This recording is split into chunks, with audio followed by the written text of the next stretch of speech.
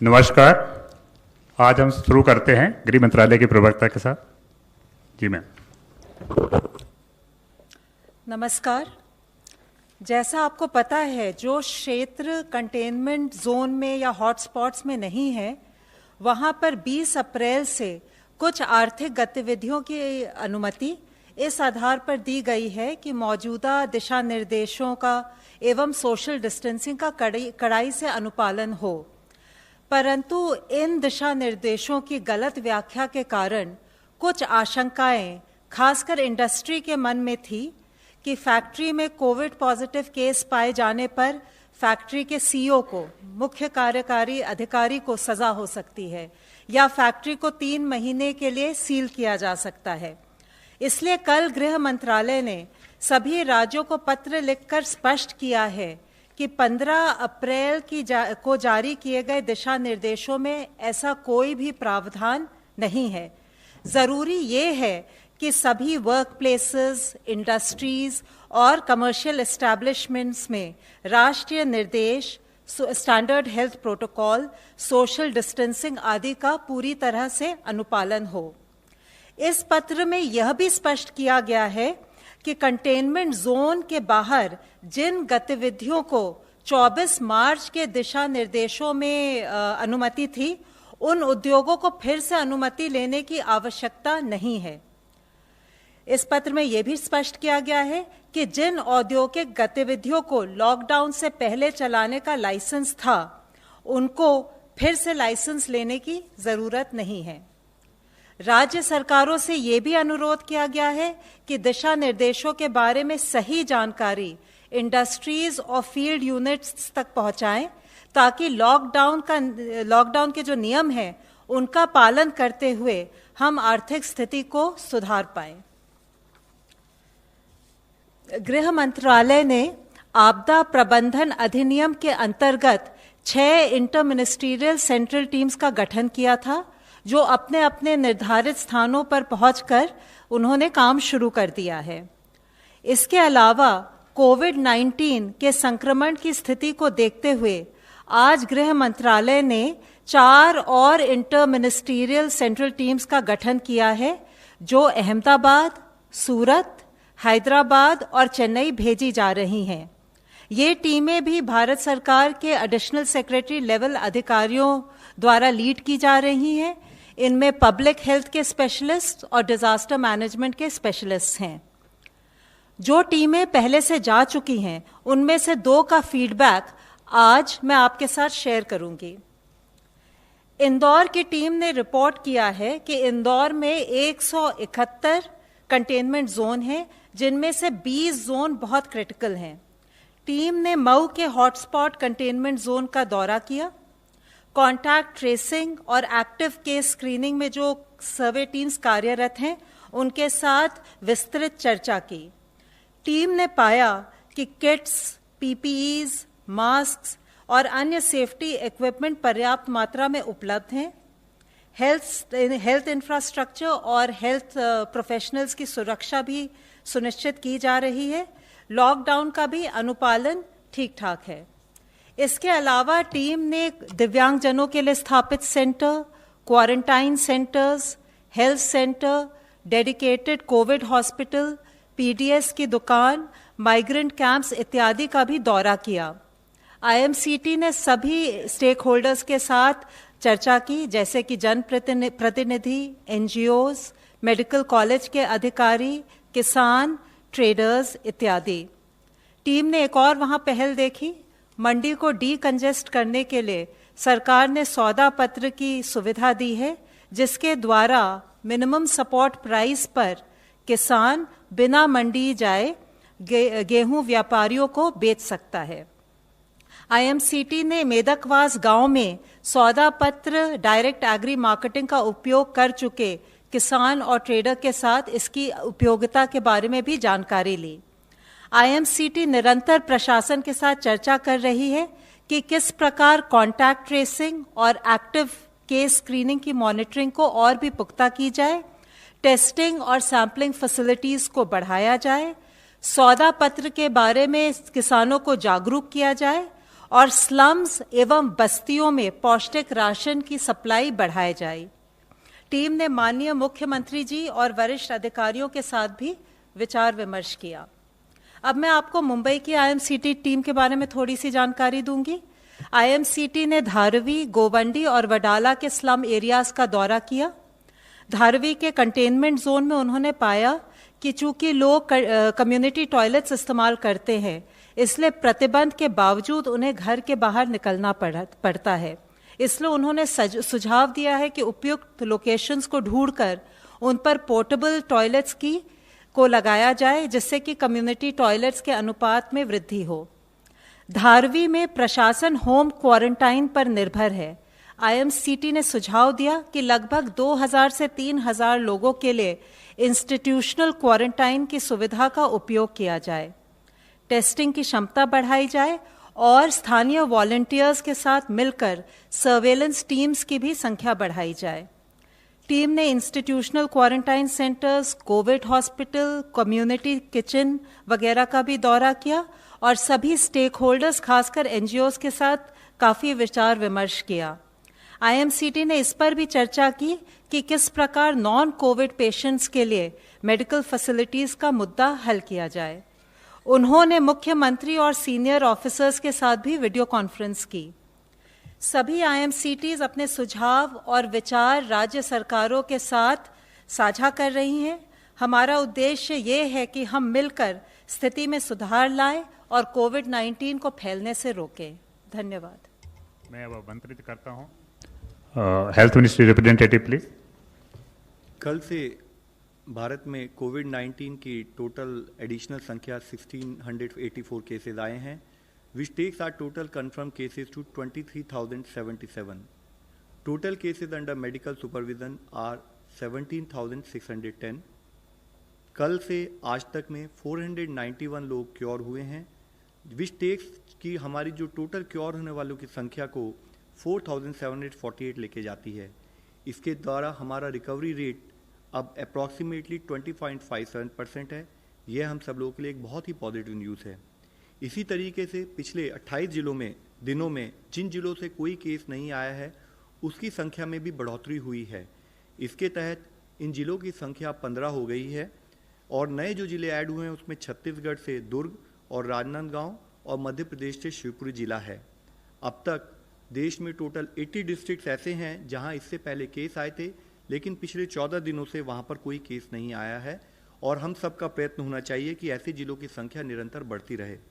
हम सबके लिए महत्वपूर्ण है कि कम्युनिटी और सरकार द्वारा चेन ऑफ ट्रांसमिशन को ब्रेक करने के लिए इस कलेक्टिव एफर्ट्स में हम लोग लगे रहें।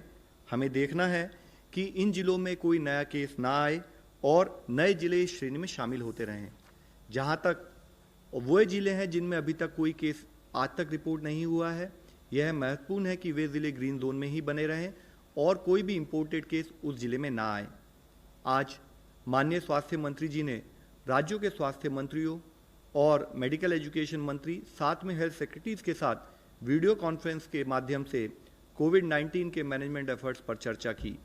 उन्होंने राज्यों के अब तक के किए प्रयासों के लिए उन्हें धन्यवाद देते हुए कंटिन्यूस अलर्ट रहने की इश्यू जो नीड है उसको हाईलाइट किया। उन्होंने राज्य से अधिक केसेस रिपोर्ट करने वाले या कम डबलिंग रेट वाले जिलों पर ध्यान केंद्रित करने का अनुरोध किया। उन्होंने ये कहा कि हाई केस मॉर्टेलिटी वाले जिलों पर भी ध्यान केंद्रित करने की आवश्यकता है। उन्होंने अनुरोध किया कि लाइव सेव्स करने के लिए अर्ली आइडेंटिफिकेशन ऑफ केसेस और प्रॉपर क्लिनिकल मैनेजमेंट बहुत महत्वपूर्ण है। उन्होंने राज्य से यह इंश्योर करने के लिए अनुरोध किया कि बीमारी के साथ अननेसेसरी स्टिग्मा अटैच ना हो। किसी भी बीमारी की तरह यह भी एक बीमारी है जो इलाज से ठीक हो जाती है। पर्टिकुलरली क्योंकि यह इन्फेक्शियस डिजीज है तो बहुत ज़रूरी है कि उससे संबंधित पेशेंट को हम समय पर आइडेंटिफाई कर सकें और समय पर ट्रीटमेंट शुरू कर पाएँ। इसके लिए कम्युनिटी में हेल्थ सीकिंग बिहेवियर को बढ़ाने की, एनकरेज करने की बहुत ज़रूरत है। माननीय स्वास्थ्य मंत्री ने विश्व स्वास्थ्य संगठन के सभी सदस्य देशों के स्वास्थ्य मंत्रियों के साथ भी वीडियो कॉन्फ्रेंस के द्वारा अपने देश में किए एफर्ट्स के बारे में अपना यात्रा को साझा किया। उन्होंने विशेष रूप से ये हाईलाइट किया कि भारत के मैनेजमेंट एफर्ट्स में कम्युनिटी एंगेजमेंट और कंटेनमेंट एफर्ट्स इन दोनों ट्विन प्रिंसिपल्स पर काम किया है। उन्होंने rotary international, red cross society जैसे सोशल वेलफेयर ऑर्गेनाइजेशंस, एनजीओज और डेवलपमेंट पार्टनर्स के साथ भी बातचीत की। उन्होंने रेड क्रॉस से सफिशिएंट ब्लड स्टॉक्स को इंश्योर करने का अनुरोध किया। उन्होंने कहा कि वॉलंटरी ब्लड डोनेशन को बढ़ावा देने के लिए जरूरत हो तो डोनर्स को पिक और ड्रॉप करने जैसी फैसिलिटीज भी प्रोवाइड की जाएं। उन्होंने रेड क्रॉस को सुझाव दिया कि वे रिकवर्ड कोविड-19 पेशेंट्स के साथ कोऑर्डिनेट करें जिन्हें ब्लड डोनेशन के लिए मोबिलाइज किया जा सकता है। उनसे प्राप्त कॉन्वलेसेंट प्लाज्मा को कोरोना अफेक्टेड पेशेंट के अर्ली रिकवरी के लिए भविष्य में यूज करने का स्कोप हो सकता है।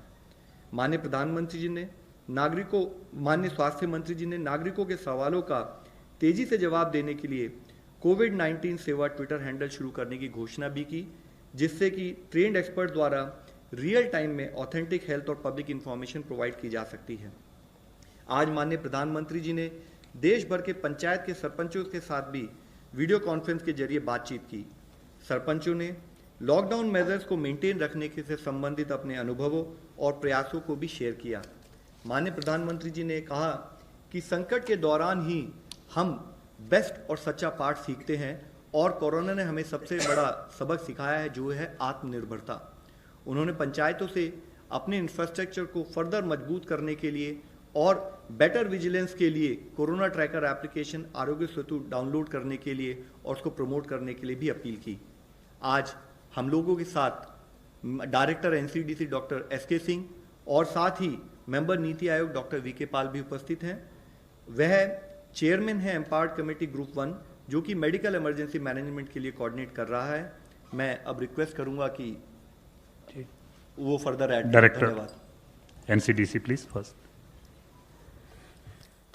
आज मैं आपको भारत सरकार के स्वास्थ्य मंत्रालय ने जो सर्विलेंस और रिस्पांस सिस्टम, जो कि पूरे हमारे देश के 734 जिलों और 37 राज्यों में फैला हुआ है, इस पर बीमारी में किस प्रकार ये सर्विलेंस सिस्टम अपना योगदान दे रहा है और किस प्रकार इस सर्विलेंस सिस्टम के माध्यम से हम न केवल राज्यों से बीमारी के डाटा को एकत्र कर पा रहे हैं, बल्कि साथ ही उस डाटा का हम इफेक्टिव एनालिसिस करके, जिसमें कि एपिडेमियोलॉजिकल इंटेलिजेंस को साथ में इस्तेमाल करते हुए हम एयरपोर्ट से जो चालू हुआ था, एयरपोर्ट की स्क्रीनिंग डाटा को कम्युनिटी डाटा से जोड़ने के माध्यम से और फिर उसके माध्यम से हम लोग आगे बढ़ते हुए हमने लाइव डैशबोर्ड तैयार किया, जिस डैशबोर्ड में स्पेशल सर्विलेंस सिस्टम का data directly from the district level direct capture होता था, जिसमें न केवल हम सर्विलेंस का डाटा कैप्चर करते थे, बल्कि लॉजिस्टिक और हॉस्पिटल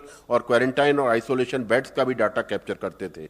साथ ही इसमें पीपीई की आवश्यकता और उसका भी एपिडेमियोलॉजिकल इंटेलिजेंस के माध्यम से ये अनुमान लगाया गया कि अगर हमारे केसों की दर या केस किस गति से आगे बढ़ेंगे, उसके अनुसार हमको कितने बेडों की आवश्यकता होगी, कितने हॉस्पिटल्स की आवश्यकता होगी, कितनी लॉजिस्टिक्स प्लानिंग हमको करनी पड़ेगी। ये भी इस पर्टिकुलर सर्विलेंस सिस्टम का एक मुख्य काम था। साथ ही मैं ये बताना चाहूँगा कि इस पर्टिकुलर सर्विलेंस सिस्टम का एक मुख्य काम होता है विभिन्न मंत्रालयों में एक कोऑर्डिनेशन नेटवर्क स्थापित करना, क्योंकि जैसा कि हम सब लोगों को जो मालूम है कि ये बीमारी, जिसमें कि न केवल एक उचित हमारे पास इफेक्टिव वैक्सीन भी मौजूद नहीं है, बल्कि एक इफेक्टिव इलाज भी मौजूद नहीं है। तो आज जो विश्व स्तर के सभी देशों में जो हमारी इस बीमारी में कारगर हथियार सिद्ध हुआ है, वह है कम्युनिटी सर्विलेंस। प्रमुख हथियार है इस पर्टिकुलर बीमारी में, जिससे कि हम सर्विलेंस के द्वारा जिन भी लोगों में ये बीमारी किसी भी रूप में है, चाहे वो हमको सिम्टोमेटिक रूप में मिले, चाहे एसिम्टोमेटिक रूप में मिले या माइल्ड सिम्टोमेटिक रूप में मिले, उन सभी संक्रमित लोगों को हम जल्दी से जल्दी कम्युनिटी सर्विलेंस माध्यम से चिन्हित कर सकें और उनको क्वारंटाइन या आइसोलेशन में तुरंत एडमिट कर सकें, जिससे कि ये लोग समाज में रह के बीमारी का और फैलाव होने से रोक पाएं हम उसको। साथ ही एक मुख्य अंग इसका है जो कि हमारा लॉकडाउन से हमें कम्युनिटी ट्रांसमिशन चेन को कट करने का एक माध्यम मिला है, जो हमारे माननीय प्रधानमंत्री जी ने आज हमको एक बहुत ही मुख्य धारदार हथियार इस हमारी कम्युनिटी सर्विलेंस को पैना करने के लिए दिया है, वो है लॉकडाउन।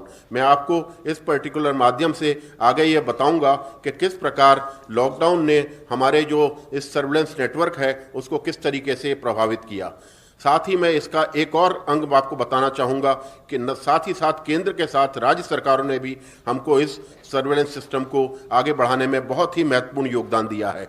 डिस्ट्रिक्ट लेवल पर हमारी इस सर्वेलेंस सिस्टम की मुख्य इकाई है डिस्ट्रिक्ट सर्वेलेंस सिस्टम नेटवर्क, जो है हमारा डिस्ट्रिक्ट सर्वेलेंस नेटवर्क, जो कि डिस्ट्रिक्ट के कलेक्टर और डीएम के माध्यम से हम लोग हेल्थ सिस्टम और एडमिनिस्ट्रेशन सिस्टम को साथ साथ लाने में तैयार हुए हैं। और एक दूसरे के परस्पर सहयोग से हमने जो इस सर्वेलेंस सिस्टम के मुख्य अंग हैं, जैसे कि हॉटस्पॉट में हाउस टू हाउस सर्च, जो कि एक हमारा कंटेनमेंट जोन का प्रमुख एक माध्यम है, जिसके माध्यम से हम सर्च करके जो भी लोग आंशिक रूप से या संक्रमित होते हैं उन सबको हम आइडेंटिफाई करके उनका सैंपल कलेक्ट करते हैं। और सैंपल कलेक्ट करने में अगर पॉजिटिव पाया जाता है या उनके कॉन्टैक्ट्स पाए जाते हैं तो कॉन्टैक्ट्स को हम क्वारंटाइन में स्थापित करते हैं और केसेस को हम लोग आइसोलेशन हॉस्पिटल्स में करते हैं। साथ ही मैं आपको ये बताना चाहूँगा कि इन सर्वेलेंस सिस्टम के माध्यम से न केवल हम कम्युनिटी में इफेक्टिव मॉनिटरिंग भी कर पाते हैं, बल्कि एक कोऑर्डिनेशन के माध्यम से सेंट्रल सर्वेलेंस टीम के माध्यम से हम जिला स्तर से लेके राज्य स्तर से लेके केंद्र स्तर तक एक मॉनिटरिंग और सुपरविजन का नेटवर्क भी स्थापित कर पाते हैं। अगर आप इसी प्रकार देखेंगे कि सर्वेलेंस सिस्टम ने विभिन्न फेजेस में किस प्रकार से हम आगे चले हैं, तो आप पाएंगे कि आज हमारे इस सर्वेलेंस सिस्टम के माध्यम से 9,45,000 करीब लोगों को हम लोग पूरी निगरानी में रखे हुए हैं। इससे हम ये जानकारी आप लोगों के माध्यम से जनता को देना चाहेंगे कि ये सर्वेलेंस सिस्टम जो कि पूरे देश के जिले में फैला, हर जिले में फैला है, उसने 9 लाख पॉसिबल इन्फेक्टेड पर्सन्स को किस प्रकार एक अपनी निगरानी में रखा है, पैनी निगाह से। जैसे कि उनमें किसी भी प्रकार कोई भी लक्षण अगर इसमें संभावित नजर आता है तो उनका तुरंत सैंपल लिया जाता है, भले ही ये क्वारंटाइन फैसिलिटी में हो या कम्युनिटी में होम आइसोलेशन क्वारंटाइन में हो। इन दोनों ही स्थितियों में अगर किसी को कोई सिम्टम डेवलप होता है तो उसका सैंपल लिया जाता है। जैसा कि आप इस ग्राफ के माध्यम से मैं दिखाने का आपको प्रयास करूंगा कैसे दिनों दिन हमारा ये सर्वेलेंस सिस्टम सबसे पहले, जबकि भारत में एक भी केस नहीं था, 23 जनवरी से ही चालू हो गया था और 23 जनवरी से ही हम लोग विभिन्न लोगों को अपनी इस निगरानी के क्षेत्र में लाने लगे थे। और इसी का हमें फलस्वरूप पहला जो हमारा केस आइडेंटिफाई हुआ, दूसरा केस आइडेंटिफाई हुआ, हमको यही सर्वेलेंस सिस्टम ने हमारी मदद की इन सबको जल्दी चिन्हित करने में और इस बीमारी के फैलाव को रोकने में। इसी प्रकार अगर आप आगे देखेंगे तो किस प्रकार के हमारे आगे के जो मेजर्स लिए गए, जैसे कि 3 इंपॉर्टेंट माइलस्टोन्स को मैं आपके सामने निर्धारित करना चाहूंगा। पहला माइलस्टोन था जब हमने इंटरनेशनल फ्लाइट्स को रोका। आप इस सब के साक्षी रहे हैं कि जिस प्रकार इंटरनेशनल ट्रैफिक रुका तो उसी ने हमको मदद की कि बाहर से, क्योंकि यह बीमारी बाहर से आई है, तो उनके माध्यम से जो संक्रमित लोग बाहर के ट्रैफिक के माध्यम से हमारे देश में आ सकते थे, उनका आने पे हमने एक सीमा तक अंकुश लगाया। क्योंकि मैं आपको बताना चाहूँगा कि ये बीमारी आदमी के शरीर में चलती है, इसीलिए हम किसी भी प्रकार की स्क्रीनिंग मैकेनिज्म से पूरी तरह हर चीज़ को एयरपोर्ट, पोर्ट या पॉइंट ऑफ एंट्री पर नहीं रोक सकते। कुछ न कुछ लोग जिनमें बीमारी के लक्षण नहीं होते लेकिन कीटाणु होते हैं, ऐसे लोग इंक्यूबेशन पीरियड में बहुत संभावना है कि हमारी सोसाइटी में एंटर कर जाते हैं और इन्हीं लोगों के माध्यम से आगे का जो ट्रांसमिशन चेन है कम्युनिटी में वो आगे पनपता है। और बीमारी जो कि आप मुख्य तरह जानते होंगे, मैं आपको फिर भी बताना चाहूँगा कि यह बीमारी एक इस प्रकार की है कि अर्ली फेज में इसका ट्रांसमिशन बहुत ज़्यादा तेज़ी से बढ़ता है, जिससे कि लक्षण आने के पहले भी ये बीमारी दूसरे लोगों को लग सकती है।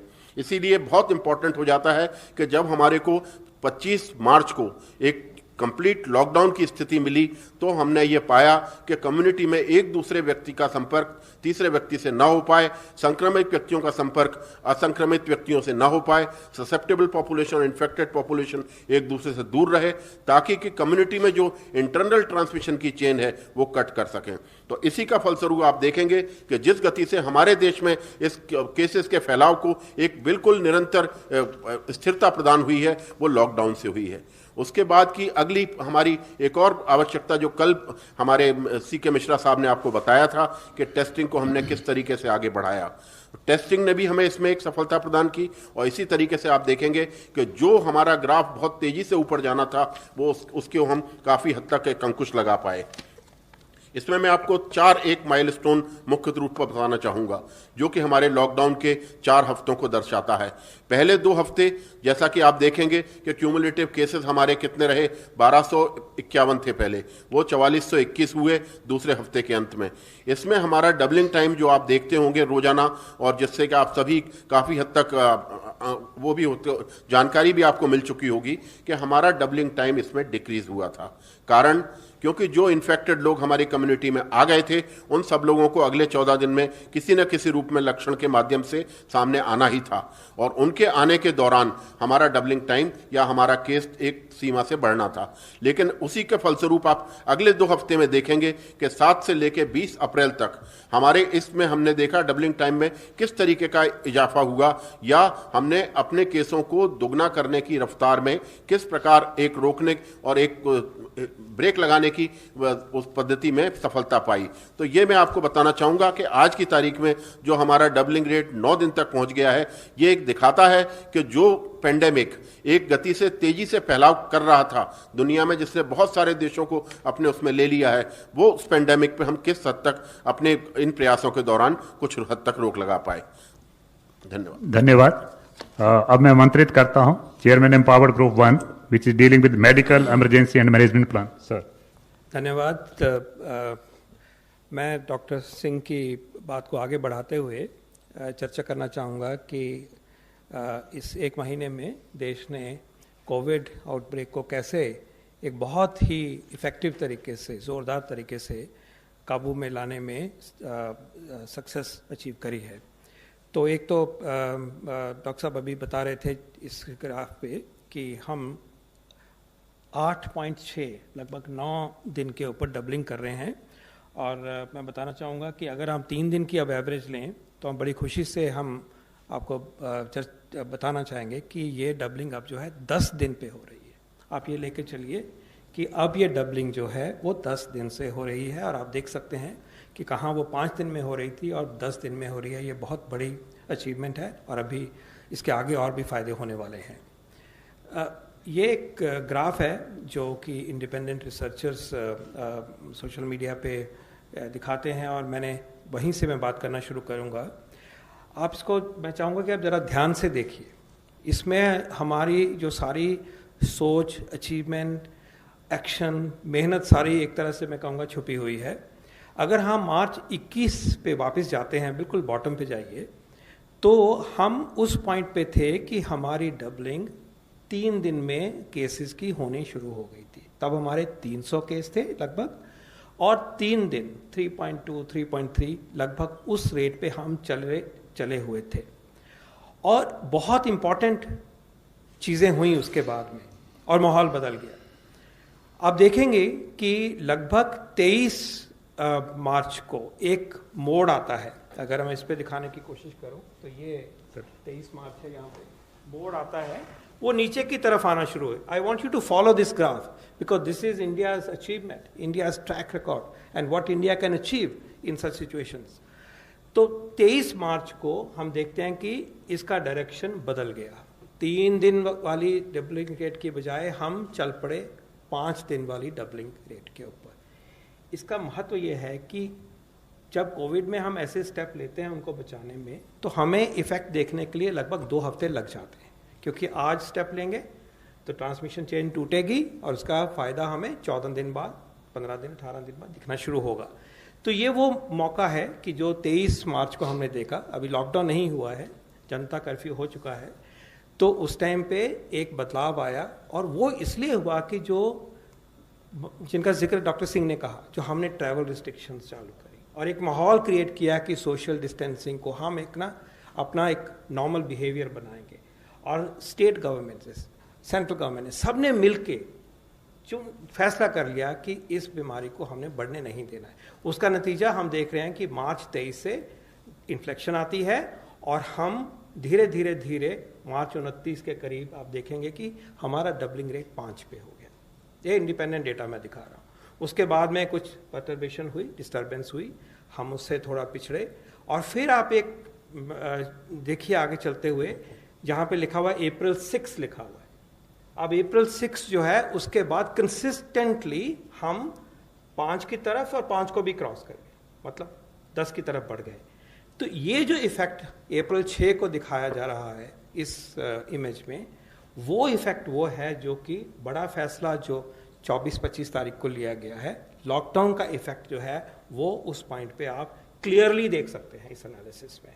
और आप ये भी देख रहे हैं कि हम किस तरह से वो 3 दिन वाली डबलिंग पे अगर चलते रहते तो किधर जा रहे थे, और हमने बड़े फैसले लिए और उससे पहले भी इंक्रीमेंटल फैसले लिए, बाहर के ट्रैवल रिस्ट्रिक्शंस को देखा, उनको पकड़ा और इतना सर्वेलेंस किया हमने कि हम एक उसी तरक्की को करते करते लॉकडाउन जैसे बड़े फैसले के बाद एक अलग रूप में हम अपने देश को लेके आ गए और हमने इस बीमारी पे ऊपर काबू डाला। ये स्लाइड दिखाती है कि उसी का ही को ही ऐड किया गया है कि अगर हम 3 पे चले होते तो वो बीच वाली डॉटेड लाइन है, ओके, 3 डॉटेड लाइन है देख रहे हैं, एक 2 वाली है, और भी फास्ट ग्रोथ हो सकती थी। हम उस तरफ नहीं थे, कभी भी नहीं थे, लेकिन 3 वाली पे लगभग एक बार पहुंच चुके थे, और फिर 5 दिन वाली है। तो आप क्लियरली देख सकते हैं कि अगर हम फास्ट रेप्लिकेशन पे ट्रांसमिशन हम नहीं रोक पाते तो हमारा रास्ता उस तरफ जा रहा था कि जहाँ पे कि कई देश पहुँच गए और वहाँ उन्होंने समस्या को। तो ये कहना होगा कि हमने जो लॉकडाउन का बड़ा फैसला इस देश ने लिया, प्रधानमंत्री जी ने ये फैसला बड़ा जो लिया, वो एक टाइमली डिसीजन था कि हम उस तरफ नहीं गए जहाँ पे कि बहुत सारी इन्फेक्शन फैलती और जान का नुकसान होता। ये हम आपके सामने डेटा से प्रस्तुत कर रहे हैं। अब उसी को अगर हम देखें कि 25 के बाद क्या हुआ, पहले भी हम अच्छा काम कर रहे थे और फिर पूरा लॉकडाउन किया, पूरी मेहनत लगा दी, तो उस मेहनत के बावजूद बाद हम ये देखते हैं कि उसका फ़ायदा ये है कि आज हमारे जहाँ पे लगभग 23,000 केस हुए हैं। तो ये इजी रिफ्लेक्शन है उसी मैथमेटिकल मॉडल की, उन स्कॉलर्स की, दिखाते हैं कि 73,000 तक आज नंबर पहुंच जाता अगर हम लॉकडाउन वाला फेज़ को ही अगर पकड़ें अगर, और अभी तो लॉकडाउन चला भी हुआ है, उसका असर भी चलेगा, जैसे मैं भी आपको आगे दिखाऊंगा। ये डेटा दिखाता है कि कंफर्म्ड केसेस क्या हैं। एक और तरह से हम इसी चीज़ की चर्चा एक और अलग तरीके से करते हैं। तो ये चले हुए हैं, धीरे धीरे बढ़ रहे हैं, लेकिन कंट्रोल में है। लेकिन इसी के साथ अब मैं वो पिक्चर दिखा रहा हूँ कि जो एक्सपोनेंशियल कर्व पे हम चलने वाले थे, अब देखिए कि ये वो था कि जो बिना लॉकडाउन की इंटरवेंशन से हमारा रास्ता होना था, तो एक एक्सपोनेंशियल कर्व की तरह हम जा रहे थे, और ये फ्लैट कर्व है, दोनों के स्केल अलग हैं। इसीलिए मैंने कोशिश करी है सिंप्लीफाई करके दिखाने की एज ए रिप्रेजेंटेटिव कि वो हम प्रोजेक्टेड जो रास्ता था एक्सपोनेंशियल सीधा ऊपर जाने का, उसकी बजाय हमने जो बड़े डिसीजन लिया, देश ने उसको निभाया, उससे हम बिल्कुल उससे परे चले गए। और कहाँ एक्चुअल है आप देख रहे हैं, 23,000 पे हैं हम, और कहाँ हम प्रोजेक्टेड है वो लाखों का 1 लाख से भी ऊपर इस डेटा सेट में हमें दिखाई देता है। इसी को अगर हम आगे बढ़ाएं तो ये एक समरी स्लाइड की तरह मैं आपको दिखा सकता हूँ। इसमें 3-4 चीज़ें इकट्ठी दिखाई गई हैं, कुछ का जिक्र हो गया है लगभग, कि हमारा डबलिंग रेट जैसे मैंने बताया आज 10 है, आप 10 की फिगर देख रहे हैं, और येलो वाला पोर्शन है हमारा पहला लॉकडाउन, अफ्रीका एक्सटेंडेड वाला ग्रीन वाला पोर्शन है। लॉकडाउन का असर जो दिखना शुरू हुआ 4-5 अप्रैल से दिखना शुरू हुआ, वहाँ मैंने लाइन दिखाई है, क्योंकि उससे पहले वो असर दिखने से पहले हमें वक्त लगता है कि ट्रांसमिशन पे इफेक्ट होने के 10, 12, 14 दिन लगते हैं। तो हम आप देख रहे हैं कि उसके बाद स्लोइंग हुई है, और अगर आप देखें कि मैथमेटिकल मॉडल दिखाता है कि ये ऐसे फ्लैट होना शुरू हो रहा है, और आप ये भी देख रहे हैं कि अभी भी जो हमारी सेकेंड फेज़ है लॉकडाउन की, उसमें हम मिडिल स्टेज में हैं, और क्योंकि असर अगले 14 दिन, 15 दिन, 20 दिन भी चलेगा, तो हमारा ये असर मई के पहले से दूसरे हफ्ते तक भी दिखेगा। तो ये बताता है, दर्शाता है कि हमारे देश ने किस तरह से इस आउटब्रेक को रिसेंट टाइम्स में, particularly in the context of lockdown, how it has been handled, and what the true results of this are, and therefore I'm happy to state, number one, कि लॉकडाउन का फैसला timely फैसला था। ये फैसला देश ने तब नहीं लिया कि जब हम बहुत ज़्यादा इन्फेक्शन फैल गई थी, डेथ्स होनी शुरू हो गई थी, उससे बच गए। पहली बात तो ये है, और ये फैसला सूझबूझ के साथ लिया गया है, एक्सपर्ट्स की पूरी राय को लेके लिया गया है, हर पहलू को देखभाल करके लिया गया है, और जो साइंस बताती है, जो एपिडेमियोलॉजी साइंस बताती है, एपिडेमिक्स की जो साइंस हमें बताती है कि किस तरह से इन चीज़ों को काबू करने के लिए करना जाना चाहिए, उसको पूरी तरह से मद्देनज़र रह के किया गया, और आप उसका नतीजा अपने सामने देख रहे हैं।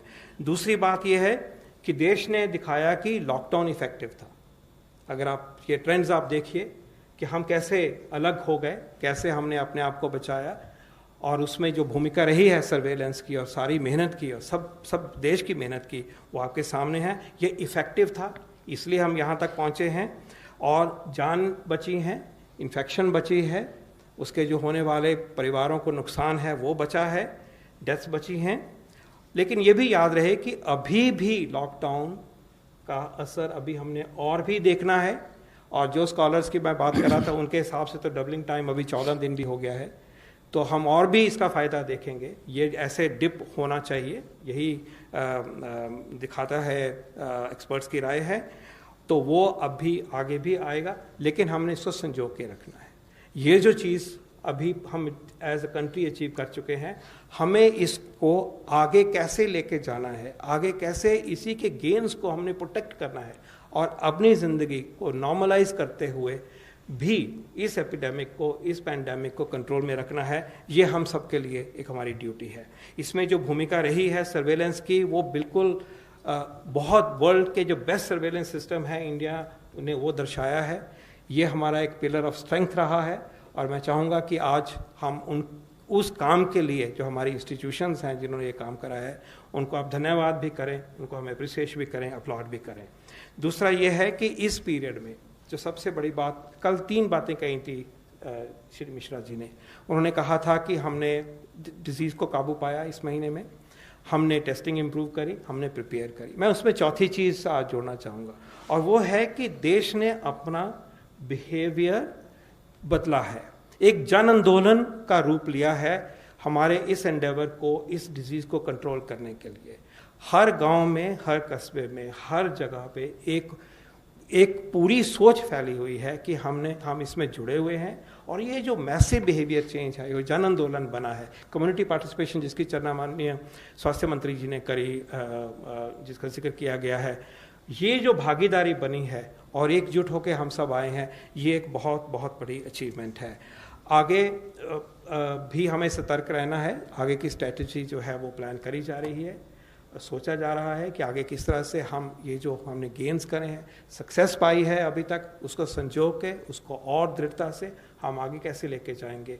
ये जैसे जैसे ये फैसले होते हैं, आपके सहयोग से, आपके सजेशंस के साथ, जनता की भागीदारी के साथ, वो हम आपके सामने प्रस्तुत करते रहेंगे। पर आज हम कह सकते हैं कि इस देश ने इस महामारी को काबू करने के लिए जो स्टेप उठाए हैं वो टाइमली थे, अच्छे थे, पूरी तरह से निभाए गए हैं, और एक बहुत मजबूती से आगे हम इस बीमारी को पूर्ण रूप से कंट्रोल करने को, ख़त्म करने के लिए बिल्कुल हम तैयार हैं। धन्यवाद। धन्यवाद सर। आई थिंक आपने समराइज बहुत अच्छे से किया sir. Tough decision were taken which were the timely decisions and result oriented decisions. Flat curve के लिए हम सभी लोगों की भागीदारी रही है, जो एक्सपोनेंशियल कर्व थी, बट उम्मीद करते हैं कि बहुत जल्दी से जल्दी ये हॉरिजॉन्टल कर्व बने और हम लोग जो है इसका फायदा उठाएं sir, normalisation of the life cycle के लिए। पहला क्वेश्चन लेते हैं प्रसव देव श्रीवास्तव। सर, सवाल ये है कि केंद्रीय स्वास्थ्य मंत्री जी ने ये कहा है कि 4 महीने में कम हो जाएगा, इसका आधार क्या है? और इसी से जुड़ा ये है कि पंजाब के मुख्यमंत्री ने भी ये बात कही है कि सितंबर तक ये जो है इस पर काबू पाएंगे, फिर धीरे धीरे ये कम होने लगेगा। तो दोनों बातों का आधार क्या है? सर देखिए, मुख्य उद्देश्य जो इसके द्वारा हम बताना ही चाह रहे हैं कि अगर हम अपने कंटिन्यूस एफर्ट्स करते रहेंगे, तो जैसे कि अभी हम लोगों ने डिस्कस किया, एक स्थाई पर हम इसके कर्व को फ्लैट कर पा रहे हैं, और इसी कंटिन्यूड एफर्ट्स के करते हुए एक तरफ साइंस में न्यू वैक्सीन, न्यू ड्रग्स के ऊपर चर्चा चल रही है, दूसरी तरफ हमारा जो ट्विन एफर्ट्स है both in terms of containment and behavioural change, उसके द्वारा हमें लगता है कि हम आने वाले टाइम में इस डिजीज से बचा पाएंगे। तो ये जो टाइम पीरियड के अगर आप देखें तो ये टाइम पीरियड हम डिफरेंट टाइप से एनालिसिस करते रहते हैं over a period of time, कि उसके बेसिस पर हम ये पाते हैं कि अगर हम इसी स्पीड से बढ़ते रहें तो क्या आने वाले टाइम में हम उस स्टेज पर पहुंच जाएंगे कि हम एक हद तक ये कह सकें कि देश इस बीमारी से हर तरह से हर संभव तरीके से मैनेज करने के लिए तैयार है या नहीं। Mister Rajat, India news, please use mic just. Sir, एक तो जो कर्व था वो मैं शायद बीच में मिस कर गया, जिसमें आपने दिखाया कि अगर लॉकडाउन नहीं होता तो जो इस समय सीमा होती वो इस समय किस जगह पे होती, कितने इन्फेक्टेड लोग या उसमें आ गए होते, एक वो जानना चाहता था। और दूसरी चीज सर एनसीडीसी से था कि ये जो 9 लाख लोग आपने बताया कि सर्विलेंस में रखे, इसका पैरामीटर क्या था सर? क्या ये वो लोग थे जो विदेश से लौट के आए थे? क्या पैमाना था कि इन 9 लाख लोगों के ऊपर अब सर्विलेंस आपने लगाई सर? पहले हिस्से का जवाब मैथमेटिकल मॉडलिंग का ही कह सकते हैं, स्पेकुलेटिव ही होता है, लेकिन ये शायद कहा जा सकता है कि कम से कम हमारा अगर इसके चलते नहीं होते तो लगभग 1 लाख केसेस के लगभग हम पहुंच गए होते। ये हम एक रीजनेबल एस्टिमेट कहा जा सकता है। Sir I add on this, जो ये प्रोजेक्शन हम जो करते हैं, अगर आप देखें कि उस पर्टिकुलर समय पर हमारे देश में क्या ग्रोथ पैटर्न है, एक वह उस टाइप से एनालिसिस की जाती है, दूसरी एक एनालिसिस ये की जाती है कि अगर हम कोई और स्टेप ना भी लेते, जैसे हमने बात की एक तरफ लॉकडाउन और दूसरी तरफ कंटेनमेंट, तो इन दोनों को ना लेते तो क्या हमारा expected rate of growth of cases होता। इन दोनों को सामंजस्य करते हुए हम पाते हैं कि हमारा जो ट्रेजेक्ट्री होती, जैसे कि मैप में दिखाई गई है, वह बहुत स्टीप होती और हमारे केसेस बहुत ज़्यादा होते। लेकिन क्योंकि देश ने टाइमली एक्शन लिया, देश ने फोकस किया कि हम समाज के हर वर्ग को जोड़ के इसमें काम करें, तो जिसकी वजह से हमें अच्छे रिजल्ट मिल रहे हैं। जी, आप ऐड करें। जो आपने दूसरा प्रश्न पूछा, जो कि हमने 9,45,000 लोगों का कैसे वो किया, इसके देखिए विभिन्न पहलू हैं। पहले हम लोगों को हमारी एक्सटर्नल अफेयर्स मिनिस्ट्री से जानकारी मिलती थी कि कितने लोग हमारे एयरपोर्ट्स, बोर्ड्स और सी पोर्ट्स के माध्यम से देश में आ रहे हैं। इनकी पहले सिम्टोमेटिक जांच होती थी एयरपोर्ट पे, उनसे जो लोग निकल जाते थे, मतलब कि जो लोग हमारे अनुसार इन्फेक्शन अपने शरीर के अंदर होते हुए भी सिम्टम लेस दिख रहे थे एयरपोर्ट पे, तो ऐसे लोगों को हम लोगों ने चिन्हित किया। ब्यूरो ऑफ इमिग्रेशन से हमको डाटा मिलता था, जिस डाटा को हमको स्टेट और डिस्ट्रिक्ट से शेयर करते थे, और स्टेट और डिस्ट्रिक्ट से शेयर करने के बाद वो लोग उनको सर्विलेंस में रखते थे। एक दूसरा, हम लोगों को जैसे ही कम्युनिटी में कोई केस मिलता है, उस केस के हम कॉन्टैक्ट्स को चिन्हित करते हैं, चाहे वो उनके साथ हवाई जहाज में बैठ के आया हो, चाहे उनके साथ एक ही घर में रह रहा हो, चाहे उनके साथ एक समूह में रह रहा हो।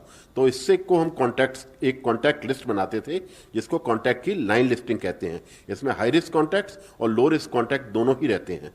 जैसा कि आप सब लोगों ने देखा होगा, तबलीगी जमात के जो लोग थे, जो कि विभिन्न प्रदेशों में 20 से ज़्यादा प्रदेशों में गए, उनके सबके जितने भी लोग उनके संपर्क में आए, वो सब लोग हमारे कांटेक्ट बने और उन सब लोगों को हम लोगों ने काफ़ी हद तक निगरानी में रखा। एक ऑनलाइन क्वेश्चन है, what has been the feedback from the central teams which visited states witnessing higher rate of growth in positive cases? What are the steps being taken to address the situation in these districts?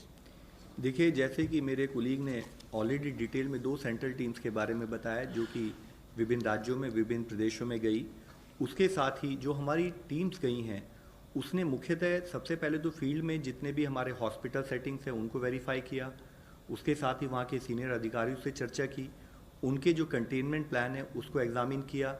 उसमें अगर कोई एक additional point अगर उन्हें add करना था, वो add करते हुए बताया कि कैसे हम अपने कंटेनमेंट जोन को कैसे और सुदृढ़ बनाते हुए उस पर कार्य कर सकते हैं, उस पर उन्होंने चर्चा की।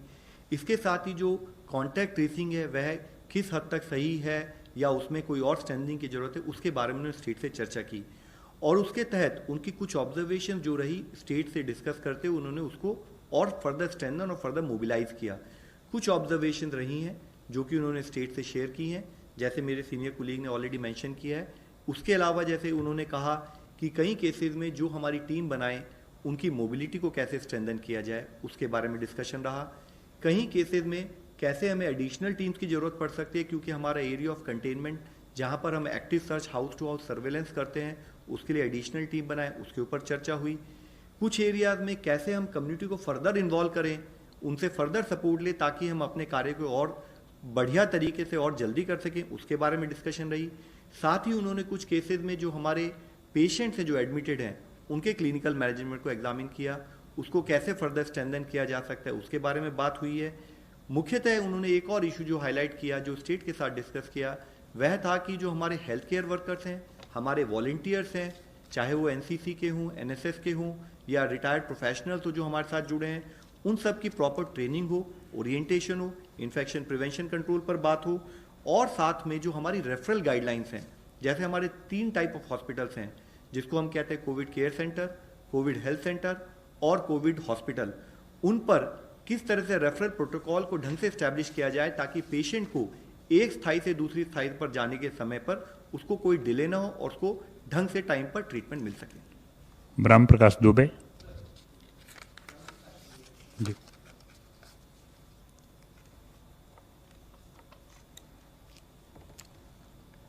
सर, ब्रह्म प्रकाश दुबे, जी न्यूज़ से। सर, मेरा सवाल एक पहले गृह मंत्रालय से है। जो अभी सर ने बताया कि तबलीगी जमात के लोग जो 20 राज्यों में फैले थे, क्या और कुछ नए मामले आए हैं? क्योंकि यूपी में भी कुछ फॉरेनर्स पकड़े गए हैं तबलीगी से जुड़े, तो राज्यवार ब्यौरा क्या है और महाराष्ट्र की खासतौर से क्या स्थिति है, क्योंकि वहां ज्यादा मामले बढ़ रहे हैं?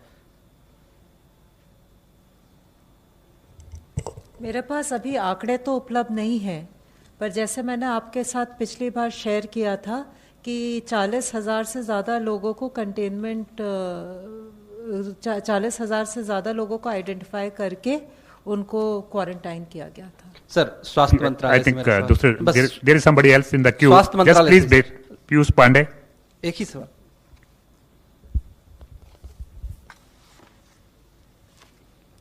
प्लीज।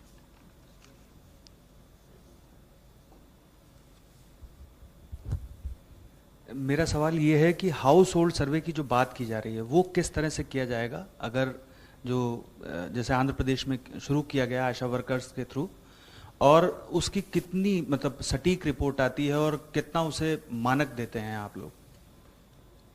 सर, जैसे मेरे कुलीग ने आपको अभी डिटेल में एक्सप्लेन किया, जो हमारा डिजीज सर्वेलेंस प्रोजेक्ट है, एक्चुअली उसकी सबसे बड़ी एक खूबी है कि एक हमारे पास ऑलरेडी इस्टेब्लिश्ड प्रोसेस है देश में, जिसमें देश लेवल पर national centre for disease control, उसके अंतर्गत स्टेट लेवल पर स्टेट सर्वेलेंस ऑफिसर्स, उसके बाद उसके नीचे डिस्ट्रिक्ट सर्वेलेंस ऑफिसर्स, ऑलरेडी हमारा इस्टेब्लिश्ड नेटवर्क है।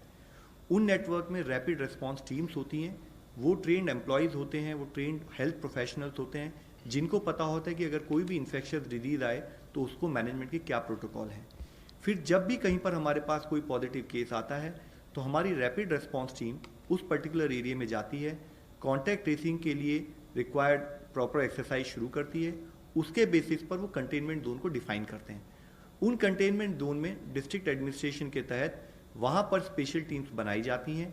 वह स्पेशल टीम जिसमें हमारे हेल्थ वर्कर्स होते हैं, जिसमें हमारे लोकल रेवेन्यू या नगर निगम के स्टाफ होते हैं, वो उस कंटेनमेंट जोन में जाके एक्टिव केस फाइंडिंग, जैसे आपने भी बताया, वो हाउस टू हाउस सर्च करते हैं, और वहाँ पर कोई भी जो सिम्टोमेटिक केस होता है या कोई भी और हेल्थ रिलेटेड इश्यूज होते हैं, उसके बेसिस पर वो एक डेटा रिकॉर्ड मेंटेन करते हुए कि उन्होंने कितने घर उनको अलॉट किए गए, उन घरों में उन्होंने किस टाइप की हेल्थ की स्थिति पाई, उसके बेसिस पर वो आइडेंटिफाई करते हैं। जहां पर उन्हें कोई कोविड सस्पेक्टेड या कोई कॉन्टैक्ट रिलेटेड केस लगता है, उसकी प्रॉपर सैंपलिंग करते हैं। और यह प्रोसेस ये पर्टिकुलर एरिया में जब तक कि हम सारे कॉन्टैक्ट ट्रेस नहीं कर लेते, या साथ में जब तक कि हम आइडेंटिफाइड पेशेंट्स को मॉनिटर करते हुए उनको ट्रीटमेंट और उनका फॉलोअप नहीं करते, तब तक चलता है। तो ये पूरा कंटेनमेंट प्रोसेस, जैसे कि मेरे कुलीग ने इससे पहले बताया, हम जो भी एक पर्टिकुलर पर्सन होता है जिसको हम अपनी ट्रेसिंग में लेते हैं, उसको over a period of next 28 days तक मॉनिटर करते हैं। क्योंकि वायरस का इंक्यूबेशन पीरियड अगर हम 14 दिन माने तो ट्वाइस द इंक्यूबेशन पीरियड हम पर्टिकुलर पर्सन को मॉनिटर करते हैं। ये हमारी स्पेशल टीम उसके तहत काम करती है। Last question, Prashant from ABP news.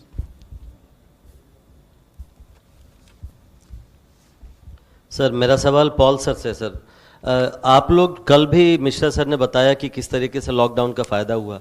जो भी आप लोग फिगर दे रहे हैं सर, अभी वो टेस्टिंग कल 5 लाख का आंकड़ा था, आज कुछ और बढ़ गया होगा। मैं समझना चाहता हूं कि 5 लाख का जो टेस्ट का आंकड़ा, क्या वो सफिशिएंट है आप लोग इस नतीजे पे पहुंच रहे हैं कि लॉकडाउन से फायदा हुआ? आपको लगता है कि नहीं इतना ठीक है, इस पे हम इस नतीजे पे पहुंच सकते हैं? दूसरा सवाल कि क्या आपको लगता है कि तब लॉकडाउन का जब इतना फायदा है तो 3 मई के बाद बढ़ाना चाहिए इसको, क्योंकि इस तरह की बातें शुरू हो गई? I think it's too early to decide on that, but I'll request. कल श्री मिश्रा जी ने बहुत अच्छे तरीके से जो हमारी टेस्टिंग स्ट्रेटजी है उसके ऊपर प्रकाश डाला था, और उन्होंने कहा था, और बिल्कुल ठीक तरह से एक्सप्लेन किया उन्होंने, कि टेस्टिंग स्ट्रेटजी एक नुआंस्ड अप्रोच हमारे देश की रही है। जैसे जैसे सिचुएशन बदली, सिंपल सिचुएशन से ज़्यादा कॉम्प्लेक्स हुई, फिर आगे बढ़ी, हमने टेस्टिंग की स्ट्रेटजी को मॉडिफाई किया। तो मैं ये बिल्कुल जिम्मेदारी से कह सकता हूँ कि अभी तक जो हमारी टेस्टिंग स्ट्रेटजी चली है उसने tested the test of time. जैसे परिस्थिति बदलेगी इसको हम आगे लेके जाएंगे और उसको मॉडिफाई करेंगे, इम्प्रूव करेंगे, रिकैलिब्रेट करेंगे, और सारे पूरे जोरों से हमारी कैपेसिटी को बढ़ाने के प्रयास जारी हैं, ये आप सब जानते हैं। आप कह रहे हैं क्या ये काफ़ी है? मैं कहूँगा कि जहाँ तक आज हमें ज़रूरत थी ये काफ़ी रही है। आगे जैसी परिस्थिति बदलेगी उसको भी ठीक करेंगे। और कल आप बड़े क्लियर तरीके से हमने आपको समझाया था कि टेस्टिंग बढ़ने के बावजूद भी ऐसा नहीं हम देख रहे कि प्रोपोर्शन ऑफ पॉजिटिव केसेस ज़्यादा है। तो प्लीज़ ये लेके चलिए कि हमारे देश में जो पिक्चर हम आपके सामने ला रहे हैं यही पिक्चर कोविड की बाय एंड लार्ज है। ऐसी कोई अंडर करंट है कि फैला हुआ है, पता नहीं है, बिल्कुल ये लेके चलिए, ऐसा बिल्कुल नहीं है। और भी सारे डेटा सेट्स बताते हैं हमें। प्रधानमंत्री जन आरोग्य योजना का जो पैकेज का यूटिलाइजेशन है वो दिखाता है, हमारा रूटीन सर्वेलेंस निमोनिया का, फीवर का दिखाता है कि वहाँ भी कोई स्पाइक हमारे पास नहीं है। आपने भी नहीं सुना कि किसी भी शहर में आईसीयूज भरने शुरू हो गए हैं, अस्पतालों के बाहर लाइन लगनी शुरू हो गई है, ऐसा भी नहीं देखा। फिर एक ड्रग्स की यूटिलाइजेशन के ऊपर एक स्टडी करी गई थी कि क्या दवाइयों की कंजम्पशन बढ़ गई है जो फीवर में या खांसी में चाहिए होती, नो, वो भी नहीं हुआ। तो लेके चलिए कि जो प्रस्तुत हम आपके सामने कर रहे हैं वो एक पिक्चर है, ट्रू पिक्चर है, उसमें रिफाइनमेंट कहीं मामूली सी हो सकती है, लेकिन disease is under control, disease is limited, and the efforts by the government including the major decision of lockdown has done very effectively to make sure that the outbreak is under control, and we are ready to move to the next stage of our fight with COVID-19. Thank you very much, sir. कहा कि बाकी आगे क्या होना चाहिए वो चले हैं एनालिसिस, लव अग्रवाल जी बता रहे हैं कि वो सब मुद्दों को लेके आपके सामने जब वक्त आएगा तो फैसला बताया जाए।